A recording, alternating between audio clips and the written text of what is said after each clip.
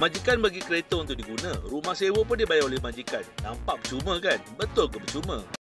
Macam mana nak kira BIK untuk kereta yang diberi oleh syarikat untuk kegunaan peribadi pengarah ataupun pekerja?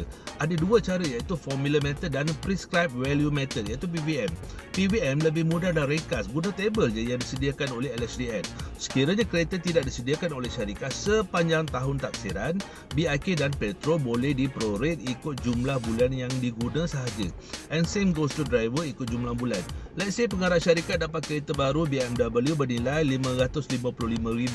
Kalau ikut cara PVM dan tabel, BIK kereta RM25,000 dan petrol RM3,000.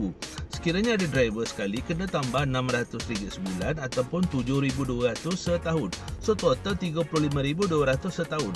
Kalau umur kereta melebihi 5 tahun dan BIK dikira guna metod PVM, dapat diskaun 50%. Tapi petrol dan driver kekal penuh. Jom kita kira balik. Now BIK asal 25K jadi 12,500 sahaja sebab diskaun 50% dicampur dengan petrol 3,000 dan driver 7,200 untuk setahun. So total baru ialah 22,700.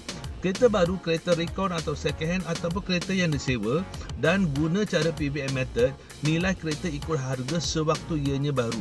Pembayaran sewa sekiranya kereta disewa tidak diambil kira dalam pengiraan BIK. Kiraan guna cara formula method adalah berbeza.